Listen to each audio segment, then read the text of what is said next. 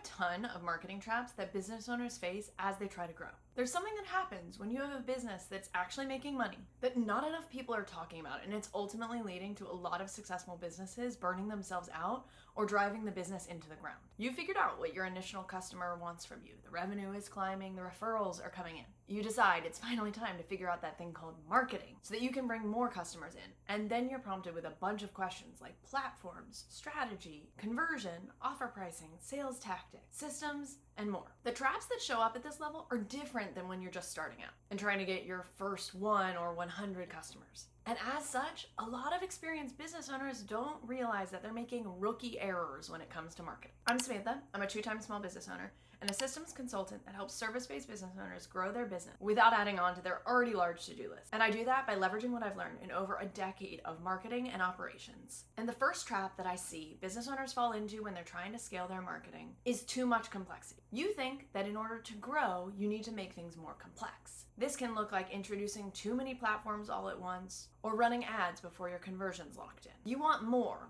clients, more leads, more revenue. But this impatience can lead to burnout, distraction, and undermining the business you've already built because you added complexity before the foundation of the business is ready to carry it. Then there's not enough complexity. You keep running the business that you already have, even though what got you here is not going to get you there. This can look like being dependent on one social media channel and not diversifying to other places like email or SEO that are more durable against things like algorithm changes and AI transformation. Or staying referral only long past the point where it makes sense. You're so scared of losing what's already worked for you that you don't spend the time building the foundations for the next stage of your business. Frankly, because it's uncomfortable. The third trap I see is too much customization. Because let's be real, customization should live in your systems, not in the customer experience. Adding complications to the user journey with upsells or pricing options that make it harder for a consumer to make a decision. Or offer suite expansion that introduces scalable offers but accidentally cannibalizes from your existing moneymaker.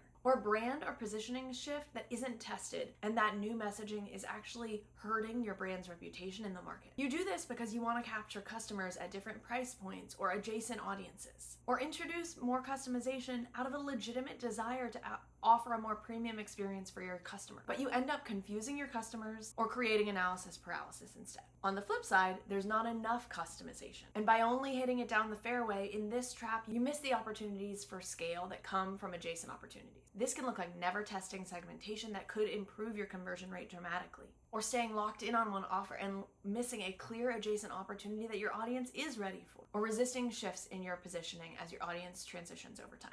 Being afraid to cannibalize your existing offer can shut you off from actually high leverage opportunities for strategic expansion in your business because of your tight-lipped control, which brings us to our fifth trap, which is too much control. Because the reality is you can't scale revenue without scaling yourself. Insisting that nobody can write like you or sell the service like you makes you the bottleneck of your sales process. Content perfectionism stops you from ever publishing enough content to truly see the scale. Or this can look like unwillingness to try new marketing tactics or test new strategies that could 2 to 5x your results. The fear of screwing up the brand is real. You're not wrong to be worried about it. But unless you're happy running the business exactly as you run it today, in order to scale revenue, it's going to have to come with scaling at least some of the execution of marketing and sales in your business. And then on the other side, there's the trap of not enough control, where you unintentionally undermine all the trust you've worked so hard to build. Outsourcing execution too early could lead to confusing positioning or mixed up strategies. Chaotic partnerships means you spend too much time promoting affiliate revenue rather than your own. And prioritizing content quantity over quality confuses your audience and undermines your positioning. Chasing scale before you nailed the foundations as a business owner means that you spin your wheels and not see results, all while spending thousands of dollars a month on contractors. If you specifically want to avoid these types of mistakes, Exhale can help you clarify your strategy and build the systems that help you scale your efforts without undermining the business that you've built. And if you're interested in that, head to the link in our description below to book a call. When I talk to a business owner struggling with marketing, the mistakes and the confusion that they are hitting almost always falls into one of these 6 traps.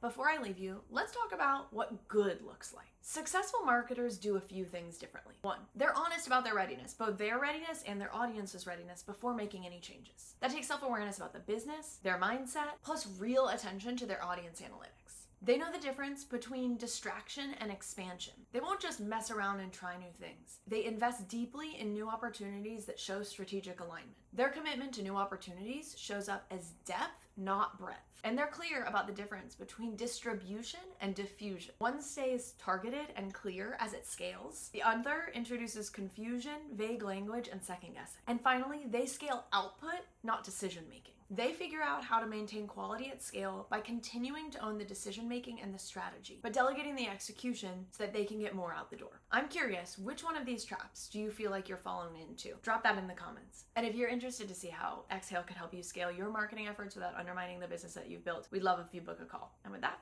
we'll see you in the next one.